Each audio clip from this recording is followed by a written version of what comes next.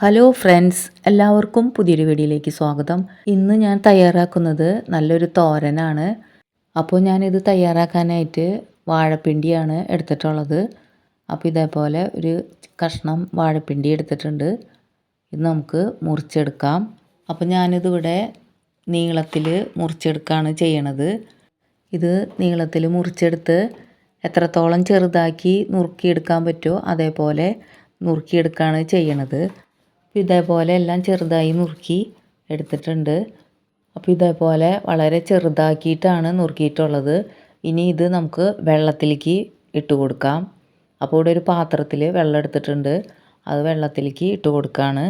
ഈ വാഴപ്പിണ്ടിയിൽ നൂല് പോലെയുണ്ട്. അപ്പോൾ ആ നൂല് കളഞ്ഞെടുക്കാൻ വേണ്ടിയിട്ട് നമുക്ക് ഒരു ഈർക്കിളിയോ അല്ലെങ്കിൽ പപ്പടകോലോ എടുത്തിട്ട് ഇതേപോലെ ഒന്ന് ചുറ്റിച്ച് കൊടുക്കാം. അപ്പോൾ ഈ നൂലെല്ലാം ഈ പപ്പടകോലിൽ പിടിച്ചെടുത്തിട്ടുണ്ട്. ഇനി നമുക്കത് കളയാം. ഒരു 2-3 പ്രാവശ്യം നമുക്ക് ഇതേപോലെ വെള്ളത്തിൽ ഒന്ന് ചുറ്റിച്ച് കഴിഞ്ഞാൽ ഇതിൻ്റെ ആ നാരെല്ലാം പോയി കിട്ടും.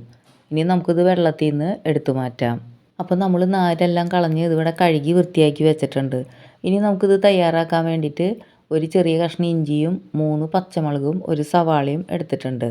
പച്ചമുളക് ഒരെണ്ണം പഴുത്തു പോയിട്ടുണ്ട്. അപ്പോൾ ഇവിടെ സവാള ചെറുതായി അരിഞ്ഞിട്ടുണ്ട്, പച്ചമുളകും ചെറുതായി അരിഞ്ഞിട്ടുണ്ട്, ഇഞ്ചി പൊടി പൊടിയായി അരിഞ്ഞെടുത്തിട്ടുണ്ട്.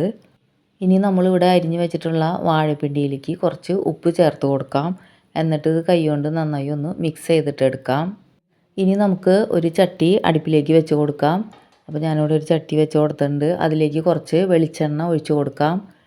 വെളിച്ചെണ്ണ ചൂടായി വരുമ്പോൾ 1 ടീസ്പൂൺ കടുക് ചേർത്ത് കൊടുക്കാം.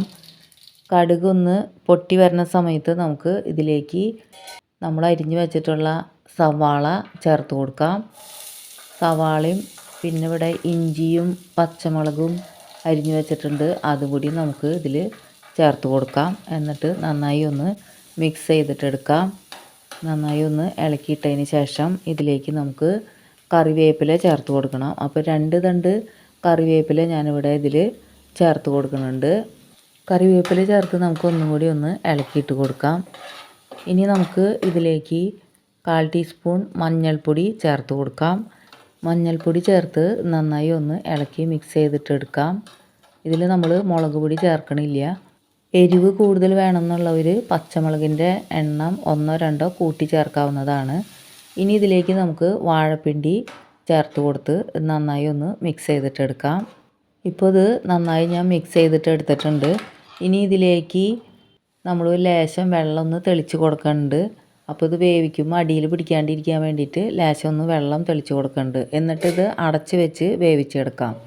ഇടയ്ക്ക് 1-2 പ്രാവശ്യം മൂടി തുറന്ന് ഇതൊന്ന് ഇളക്കിയിട്ട് വേവിച്ചെടുക്കാം. ഇപ്പോൾ ഇത് വെന്ത് വന്നിട്ടുണ്ട്.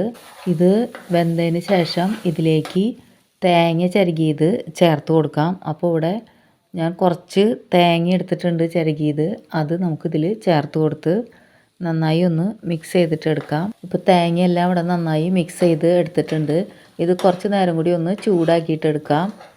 ഇനി നമുക്ക് ഈ സമയത്ത് ഇതിൽ ഉപ്പ് പാകമാണോ എന്ന് നോക്കി, ഉപ്പ് കുറവാണെങ്കിൽ ലേശം ഉപ്പും കൂടിയും ചേർത്ത് കൊടുത്തിട്ട് ഒന്നുകൂടി ഒന്ന് മിക്സ് ചെയ്തിട്ടെടുക്കാം. ഇപ്പോൾ ഇവിടെ എല്ലാം കറക്റ്റായിട്ട് കിട്ടിയിട്ടുണ്ട്. ഇനി നമുക്ക് ഫ്ലെയിമൊക്കെ ഓഫ് ചെയ്ത് വെക്കാം. ഇനി നമുക്ക് ഒരു സെർവിങ് ബൗളിലേക്ക് ഇത് മാറ്റി വയ്ക്കാം. അപ്പോൾ നമ്മുടെ വാഴപ്പിണ്ടി തോരൻ ഇവിടെ റെഡി ആയിട്ടുണ്ട്. അപ്പോൾ വാഴപ്പിണ്ടി എല്ലാം വെറുതെ കളയാതെ നമുക്ക് വീട്ടിൽ തോരൻ വെച്ച് കഴിക്കാവുന്നതാണ്. അപ്പോൾ വീഡിയോ ഇഷ്ടമായാൽ ലൈക്ക് ചെയ്യാനും സബ്സ്ക്രൈബ് ചെയ്യാനും മറക്കരുതേ. നിങ്ങളുടെ അഭിപ്രായങ്ങൾ കമൻറ്റിലൂടെ അറിയിക്കണേ. അപ്പോൾ അടുത്ത വീഡിയോയുമായി വീണ്ടും കാണാം. Thank you for watching.